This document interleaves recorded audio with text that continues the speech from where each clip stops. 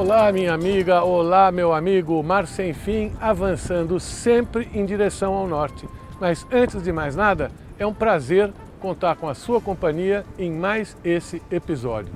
E olha só que paisagem espetacular! Nós estamos agora no litoral oeste do Ceará e hoje vamos contar uma história diferente. Ali embaixo, na prainha do Canto Verde, existem cerca de 400 famílias que há gerações moram ali e ajudaram a preservar essa paisagem belíssima. Agora eles estão sendo seriamente ameaçados, está uma luta bastante grande, porque mais uma vez a especulação imobiliária quer acabar com isso. Existe a possibilidade da construção de um grande resort aqui e o pessoal briga com todas as forças que tem, porque sabem que esse tipo de turismo em nada ajuda eles. É um tipo de turismo que vem, constrói prédios gigantescos, não geram trabalho, porque atendem gente de alta renda, o pessoal aqui é tudo pescador, gente que não foi treinado para isso e sabe que correm o risco de perder sua posse. É essa história que nós vamos contar hoje para você.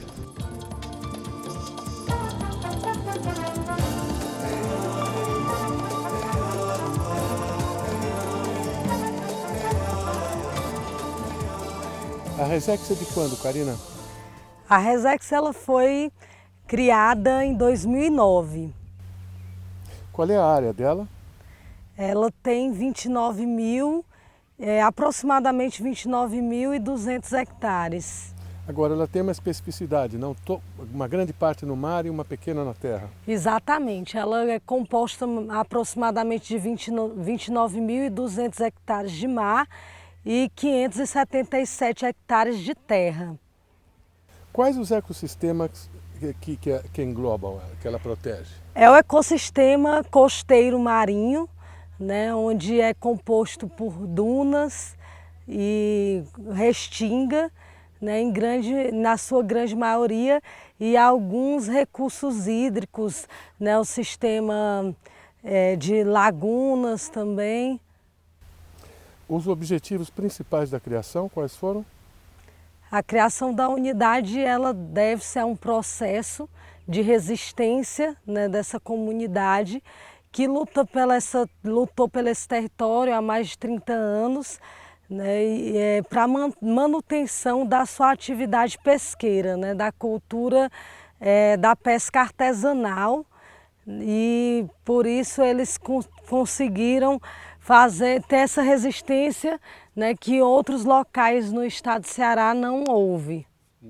O litoral do Ceará, né, ele tem uma grande pressão da especulação imobiliária, onde a grande maioria das comunidades que viviam da pesca acabaram sendo expulsas dos seus espaços, do seu território, e a Prainha do Canto Verde foi um local onde a comunidade se organizou, né, e solicitou que fosse feita uma regularização fundiária de forma coletiva, respeitando os seus direitos e respeitando os seus modos de vida daquela população tradicional.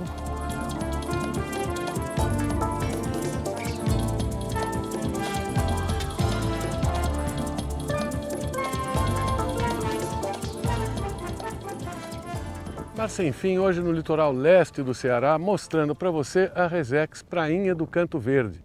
Uma Resex onde vivem pescadores artesanais cercados, como sempre, por conflitos por todos os lados. Um deles é a especulação imobiliária que tem assolado aqui o Ceará e o Nordeste quase como um todo.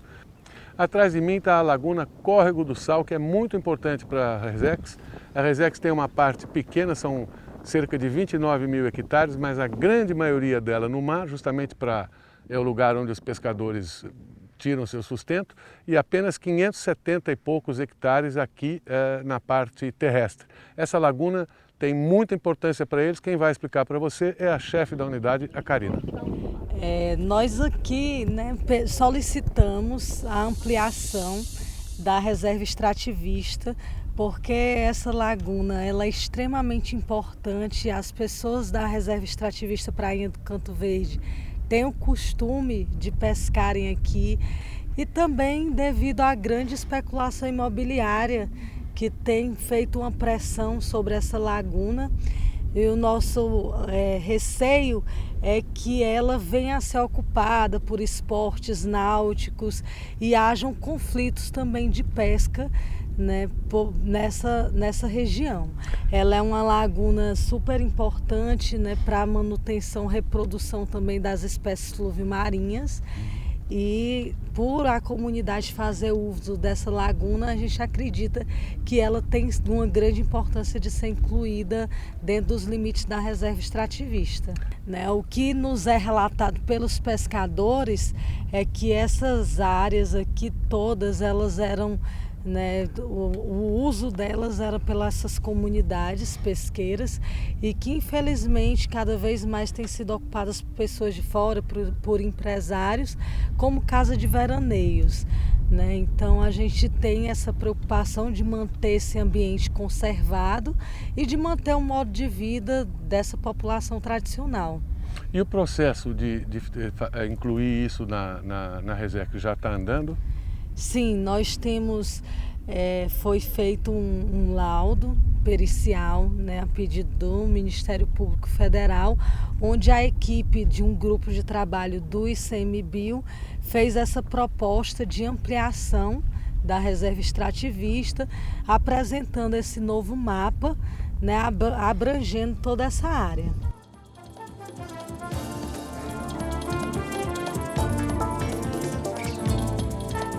O objetivo principal de uma RESEC é proteger os meios de vida, a cultura e os recursos naturais renováveis utilizados pela população englobada pela RESEC. Bom, aqui na RESEC da Prainha do Canto Verde, o maior inimigo da RESEC é um empresário do ramo de educação de Fortaleza, que é dono dessa casa. Ele construiu essa casa, comprou posses primeiro, como sempre, por preço de banana. Depois construiu essa enorme casa e está requerendo, junto à Justiça, metade dos 575 hectares de área terrestre da Marinha. E parece que já ganhou em primeira instância. Então, o pessoal da unidade de conservação está recorrendo, é um processo demorado, complicado. Normalmente a justiça é bastante lenta, mas de uma forma geral, esse é o grande vilão, porque ele quer construir aqui um resort. E um resort simplesmente acaba com a forma de vida tradicional do pessoal que mora aqui há gerações. Vai para o saco a pesca, vai para o saco as técnicas de navegação, tudo isso vai embora. E pior, não gera-se emprego, porque o resort normalmente atende gente de alto poder aquisitivo, que exige um tipo de funcionário muito bem treinado, que normalmente é trazido de outros locais. Portanto, o nativo que mora aqui há gerações acaba não ganhando nada com o resort. Esse é o motivo da briga principal aqui. Esse empresário ele se estabeleceu na comunidade na década de 80 e tinha uma casa de veraneio onde utilizava, né, tinha uma relação com a comunidade da Prainha do Canto Verde. E aí em 2013, né, a criação da unidade em 2009, e em 2013 a comunidade, né, o próprio Instituto Chico Mendes foi surpreendido com uma ação de uso capião, com o requerimento de uma porção bastante significativa para a unidade de conservação, de que ele seria o proprietário dessa área, né? Então, assim, a comunidade ela está ocupando apenas a metade da unidade de conservação hoje, de uma forma bem concentrada e até mesmo espremida, né? Então a gente tem várias limitações da ocupação do espaço da reserva extrativista e entre elas esse grande espaço que hoje não está sendo disponibilizado para a comunidade de pescadores. Sim, nossa Procuradoria Federal Especializada, né, recorreu e está no Tribunal Regional de Justiça, né, em Recife, para uma segunda instância. E a gente acredita que essa situação vai se resolver, né? O que a gente sempre esclarece é que o interesse maior da coletividade, né, o modo de vida daquelas pessoas, ele não pode ser prejudicado por um interesse de particular. Nós vimos a casa dele, passamos por lá, filmamos e a gente reparou que tem uma lâmina d'água. Parece que ele fez um desvio no curso. Isso é possível? Isso é permitido pelas leis ambientais? Não, a legislação ambiental, né, não permite. Aquilo é uma área de preservação permanente, definida por lei. O próprio Ministério Público Federal já solicitou um laudo pericial, onde esse laudo pericial conclui que toda aquela área está construída em uma área de preservação permanente. Então, também é uma questão que está correndo na justiça. Pense uma coisa muito absurda, mas muito absurda mesmo. Essa frase imortalizou um antigo governador da Bahia, Otávio Mangabeira, dos anos 50, quando ele se referia à própria terra dele, a Bahia. Pois bem, nós estamos no Ceará, dentro de uma APA estadual, a APA da Lagoa do Uruaú. E eu vou fazer uso da frase do Otávio Mangabeira, vou pedir licença a ele, porque APA é uma unidade de conservação, significa Área de Proteção Ambiental. No entanto, essa aqui foi fechada, nós tivemos que passar por uma portaria fechada, dentro dela existe um condomínio e dá para ver o poder aquisitivo de quem constrói aqui. Pode uma coisa dessa? Isto é um exemplo do que pode acontecer com as unidades de conservação que não tem uma presença constante de fiscais, de gente do ICMBio, tomando as rédeas da situação, porque senão tudo vai acabar nisso. Um grande absurdo. Ô Karina, qual é a equipe que você tem para tomar conta disso? Atualmente, né, o Instituto Chico Mendes nos privilegiou com a equipe, né, nós estamos, eu a gestora e mais 4 analistas ambientais, um engenheiro de pesca, um engenheiro agrônomo e 2 biólogos e eu geógrafa. A gente sabe que a realidade do país, né, das unidades de conservação são de equipes mínimas, então eu acredito que hoje a gente tem uma equipe que dá para fazer um trabalho e desenvolver a implementação da unidade de conservação. Logicamente que a gente tem sempre anseio de que a equipe aumente, que a gente realmente consiga, né, desenvolver outros trabalhos. Vocês têm barco? Não, nós não temos embarcação, né? A gente acredita que isso é um fator bem limitante para nossas atividades de fiscalização no mar, mas nós temos, né, avançado com parcerias com a Polícia Federal e com a Marinha do Brasil, utilizando as embarcações dessas instituições para a realização das fiscalizações no mar da Resex.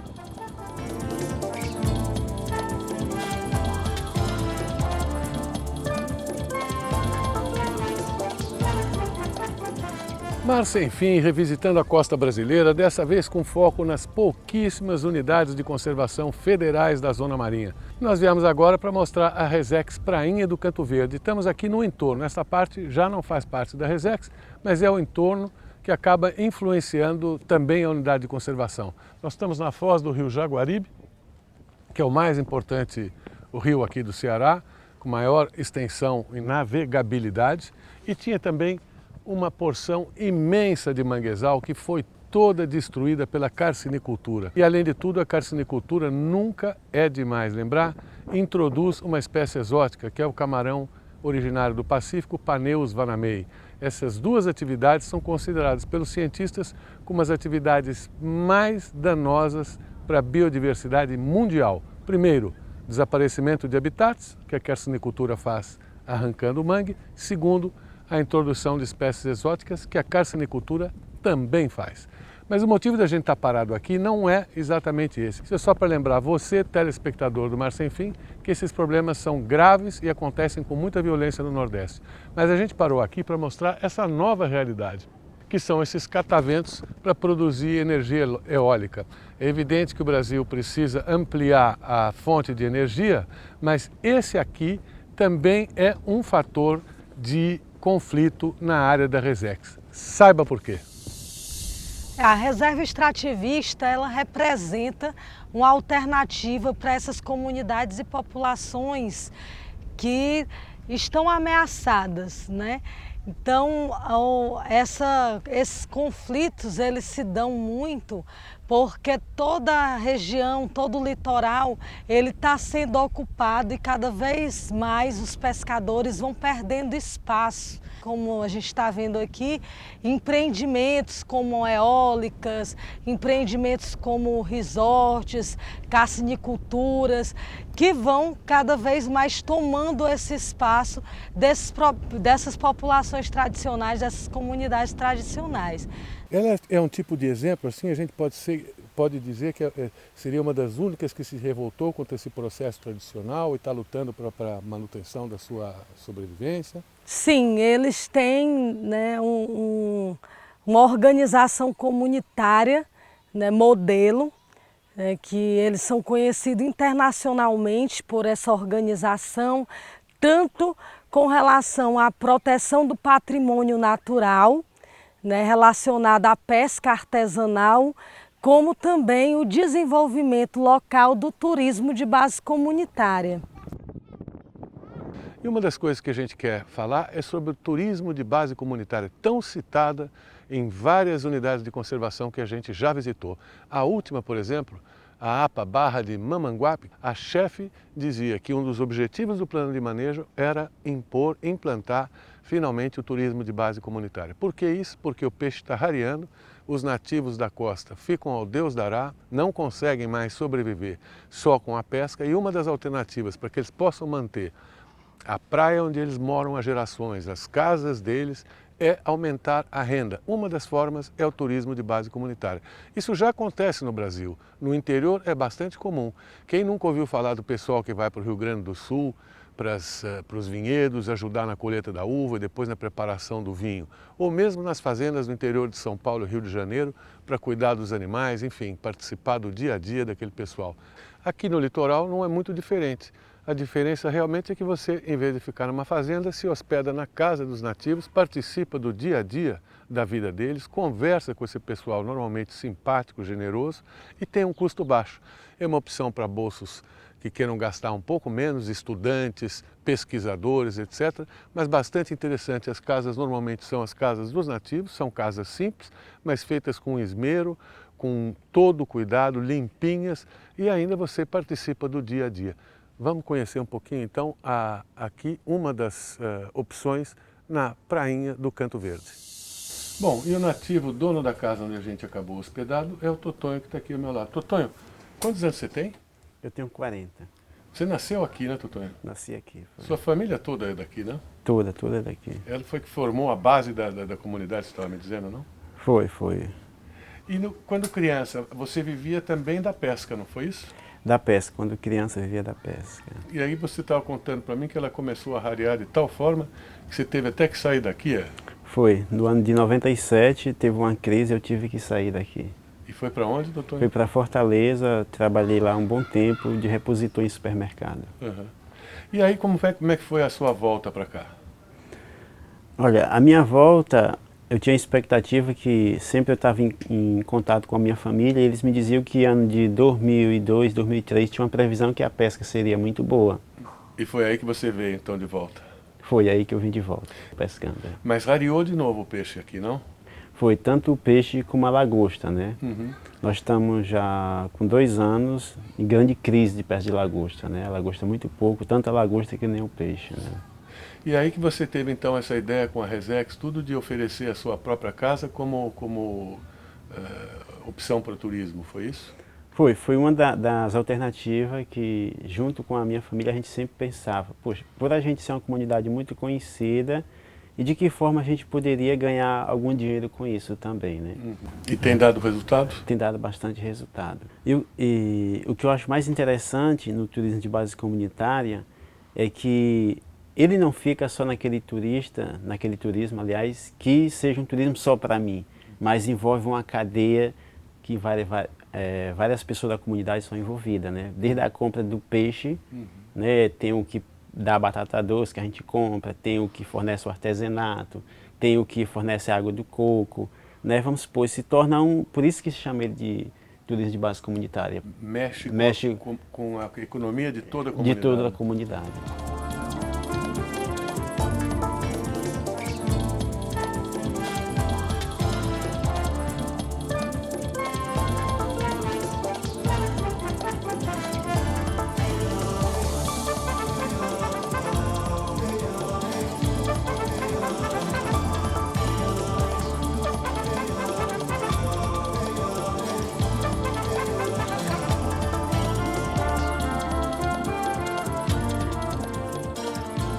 Mar Sem Fim, no litoral oeste do Ceará. Dessa vez a gente fugiu um pouquinho do nosso objetivo principal, que é mostrar para você as poucas unidades de conservação federais marinhas. Resolvemos te mostrar uma unidade de conservação estadual, a APA de Canoa Quebrada, Área de Proteção de Canoa Quebrada, para chamar a atenção para o seguinte: isso aqui, até final dos anos 70, início dos anos 80, era uma pequena vila de pescadores artesanais. Eu tive aqui nessa época, conheci e me lembro muito bem. O lugar é lindo e continua lindo. Falésias, um vento sempre forte, um mar bonito aqui na frente. Mas o que aconteceu de lá para cá, por falta de pulso dos gestores dessa unidade, é esse desordenamento, essa falta de organização na quantidade de casas, hotéis, pousadas e tudo mais do entorno.